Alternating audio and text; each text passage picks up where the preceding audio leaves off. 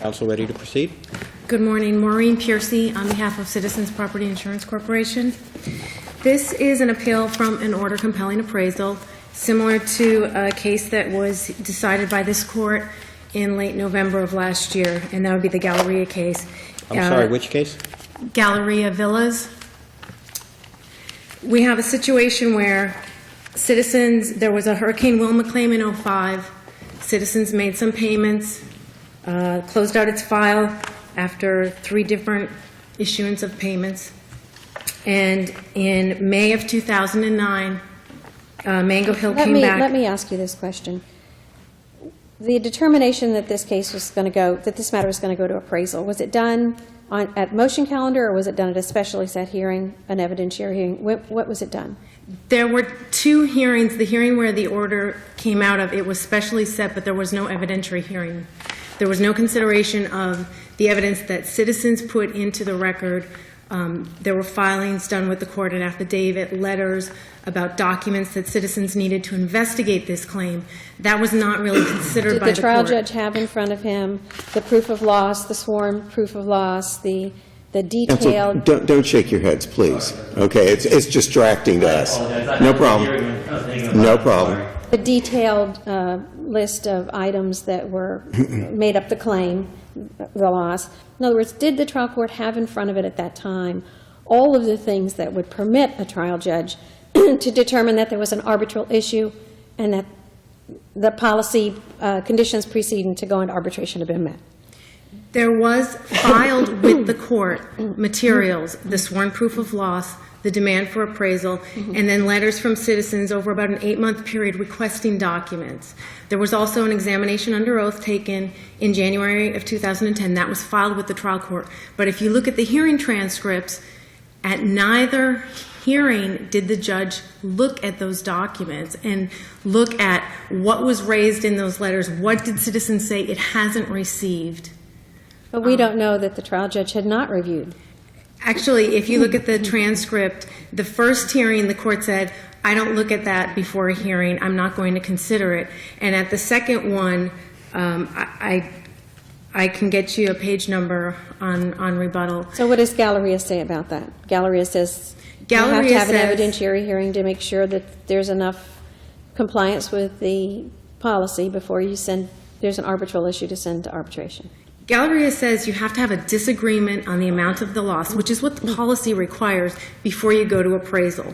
If the carrier is given a sworn proof of loss, an estimate that was done for the plaintiff, and then the plaintiff refuses to give anything else, the carrier ends up going into appraisal blind.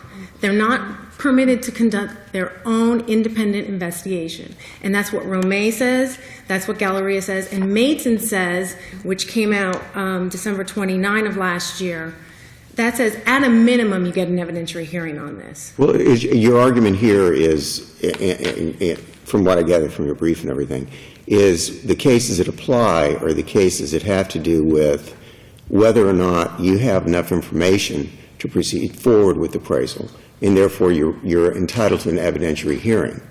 The issue isn't a denial of coverage completely issue, which a different line of case law would apply. Am I correct? That is absolutely correct. So, but yet the trial judge had all of this information, and I go back to Judge Wells' question.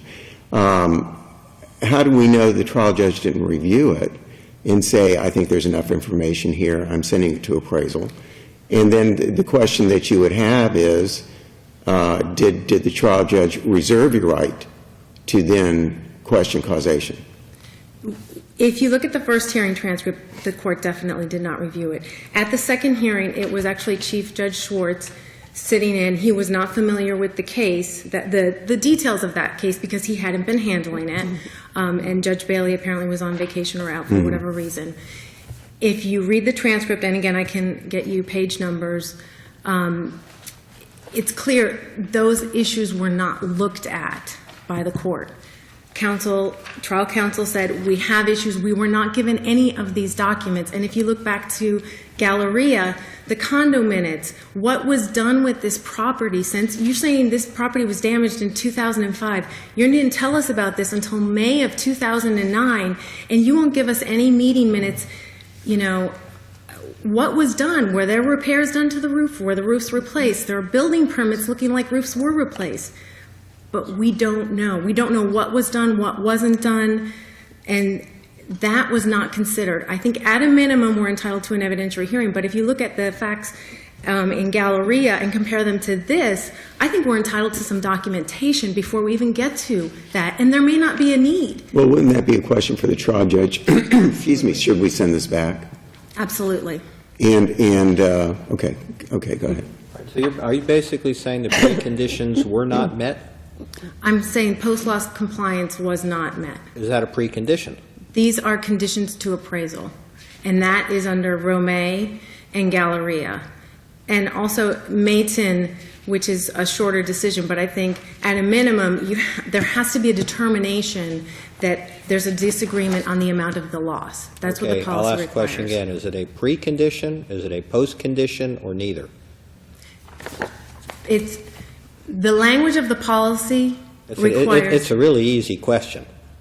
Precondition, post-condition, or neither? You have choice A, B, or C. Which one are you choosing? Precondition. Precondition. To appraisal, to the extent it impacts the carrier's valuation of the loss. Precondition. That's a precondition. There are other conditions in the policy that could come into play, but what we're talking about here are post-loss compliance, which need to be... Post-loss compliance is a precondition. Precondition.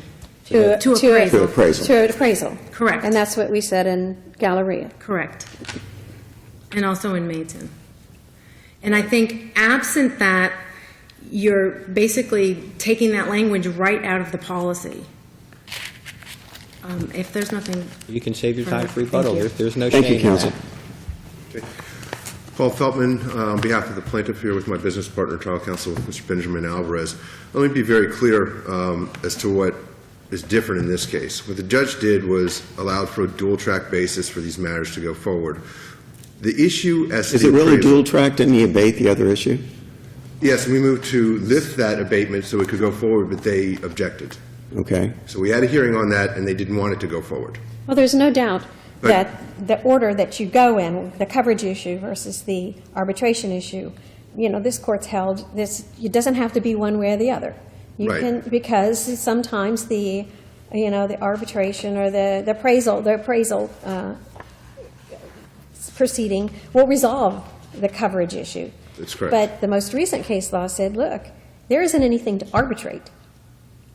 Okay, there's no issue until there's been some determination that the policy conditions have been met, which are, give us enough information so we can have a meaningful Well, let's appraisal. talk about what the information was. And just to finish my first thought, all the appraisal here would do was set the amount of loss. It's not an enforceable award until the plaintiff defeats their But affirmative defenses. let's be realistic.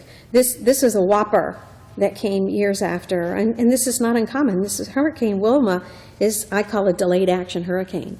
Everybody had damage at the beginning in the hundreds of thousands, and then 4 or 5 years later they had millions of dollars of damages, because we see these coming through from Wilma all the time now.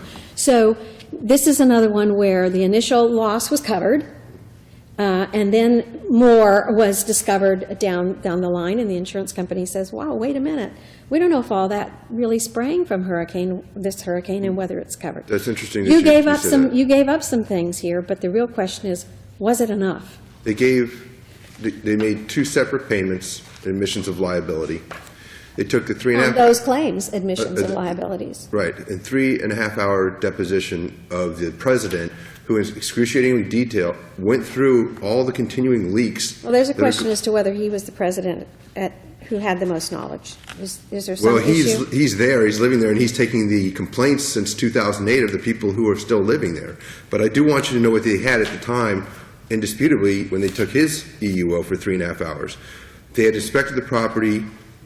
They had their own claims expert who admitted that they had their independent adjuster. Now, the independent adjuster works exclusively for the insurance companies. Public adjusters work for the public. They had that report of their independent adjuster, which I'm sure in detail gives them exactly what the breakdown of the damages are on the property and what the cost to repair would be.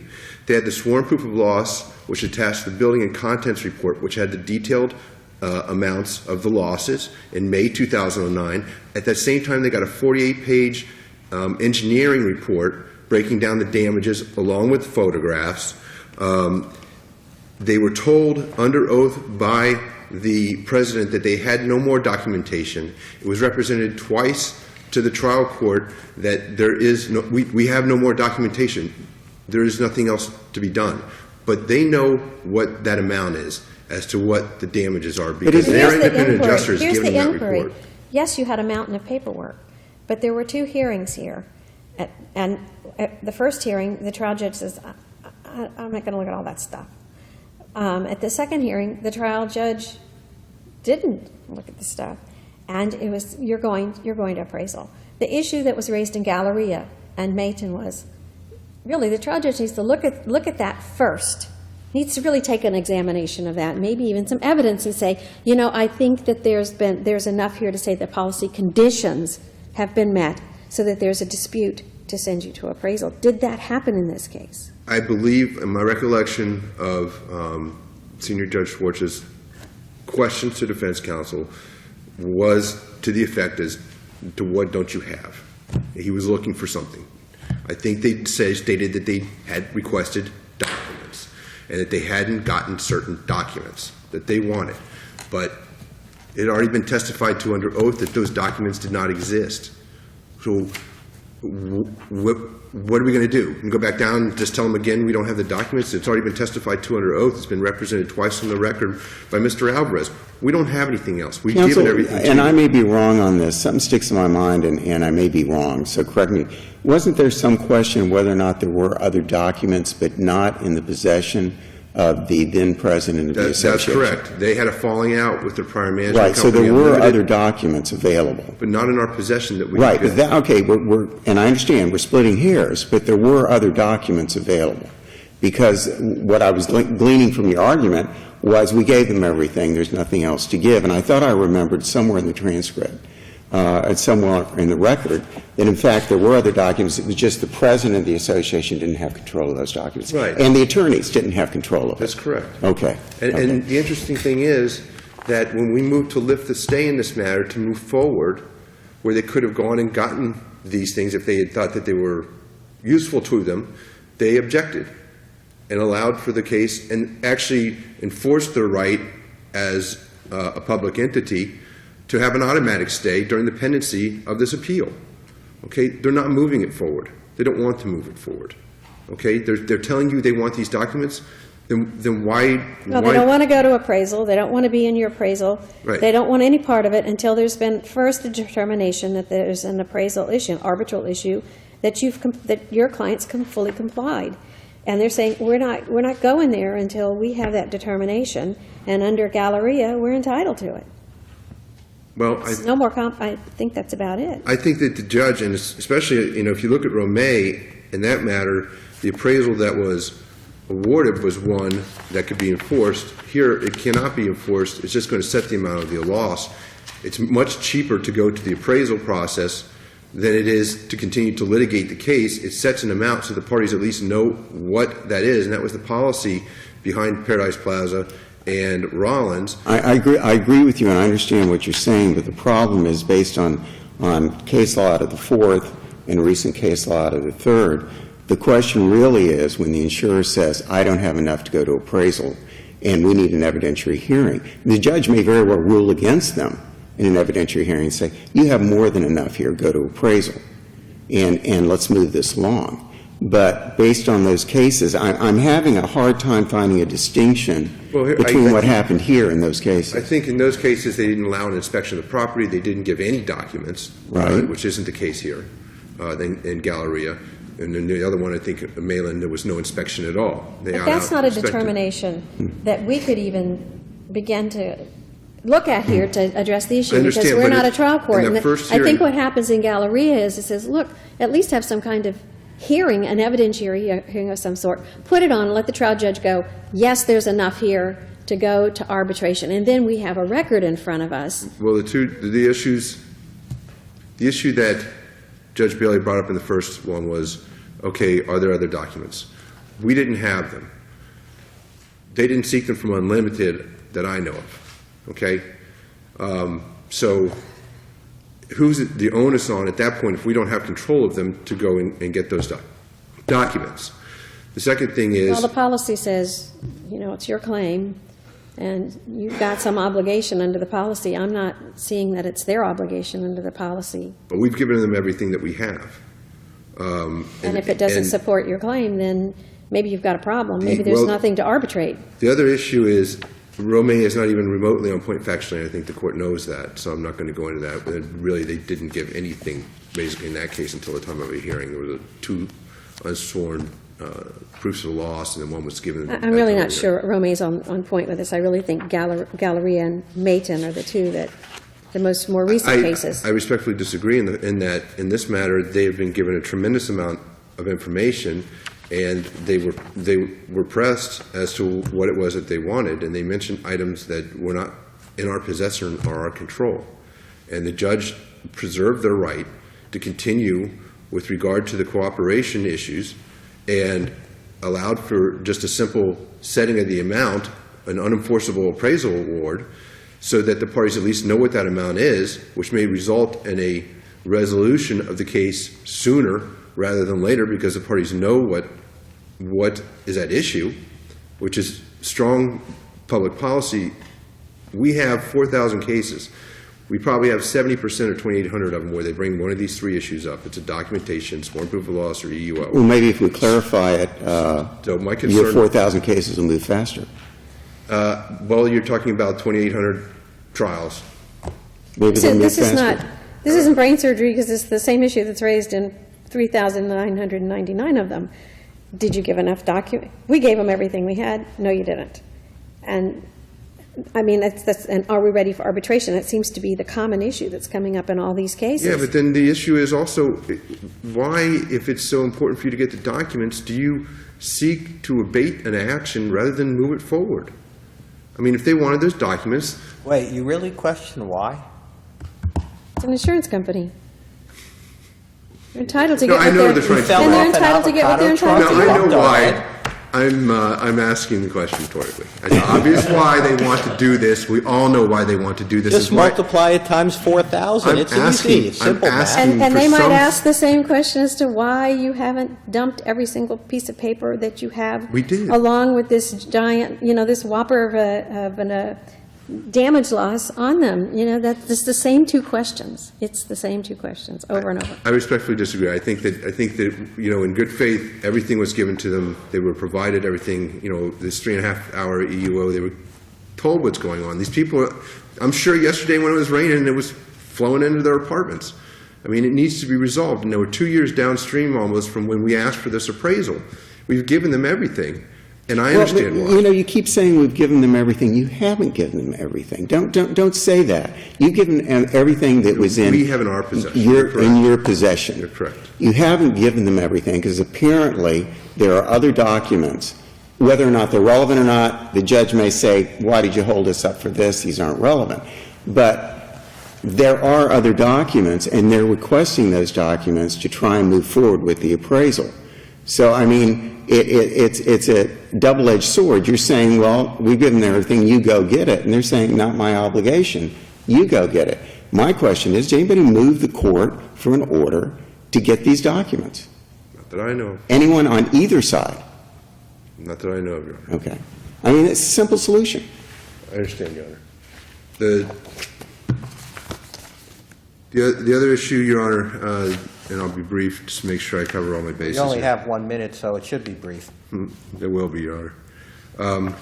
Your Honor, the requested relief that they had as part of their conclusion was that the trial court must reserve jurisdiction over the coverage issues, so awarding appraisal without affording citizens an opportunity to conduct discovery or offer evidence as to the coverage defense is equivalent of granting summary judgment. This court has already determined that's not the case, that as a matter of law, the coverage issues have been preserved, so in part, their alternative relief that they requested has already been provided. Galleria already said that the coverage issue is reserved, correct? That's correct.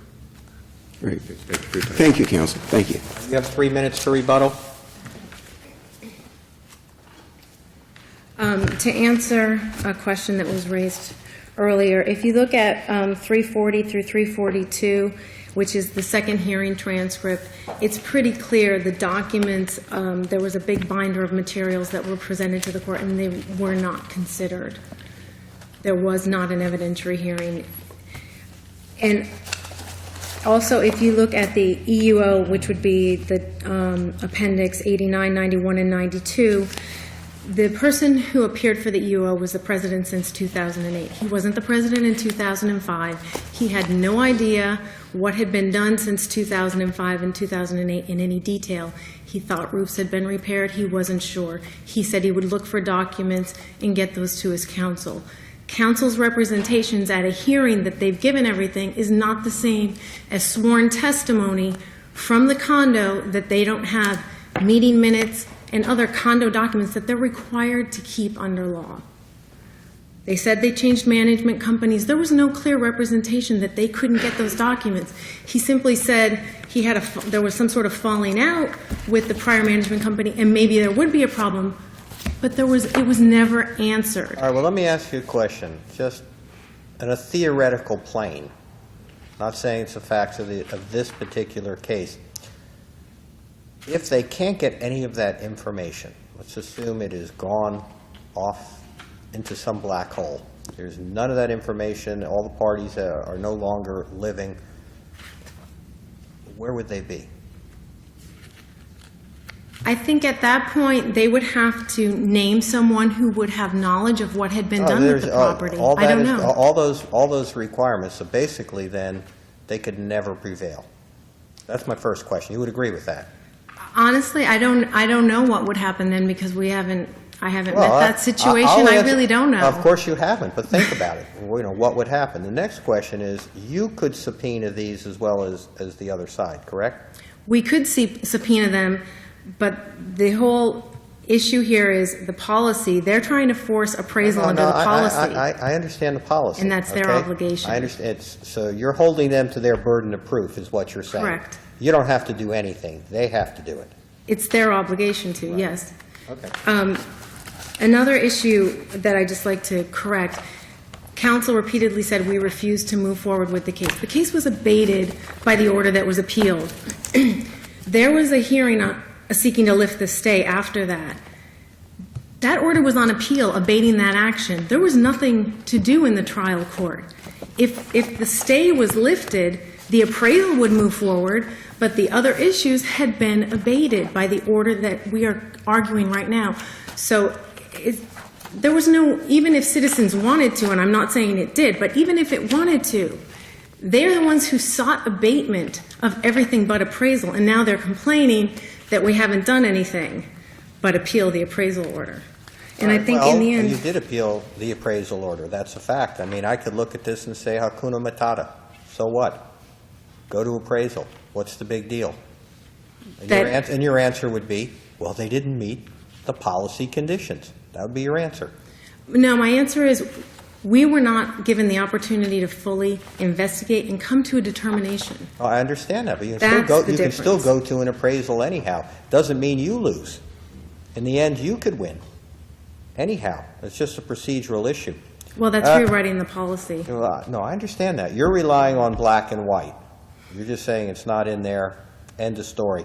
But I do question whether it's a moving target, that no matter what they provide to you, there's always something more that you could have so that you can say, well, we don't have everything we need. I mean, a really smart lawyer could come up with everything and more. And that's where I think you come back to Galleria and Mayton. Because Galleria says you have an evidentiary hearing to determine that. Once it's over, you either have an issue or you don't. Correct. The trial court's going to look at what you've got and say, that's enough to meet the policy conditions, you're going to appraisal, or no, you're not. You're not going to appraisal. Absolutely. And you could appeal that and say that still isn't a correct decision by the trial court, correct? Still not enough. Yeah, you could. Okay, thank you very much. Thank you, counsel. Thank you both. Thank you. Thank you.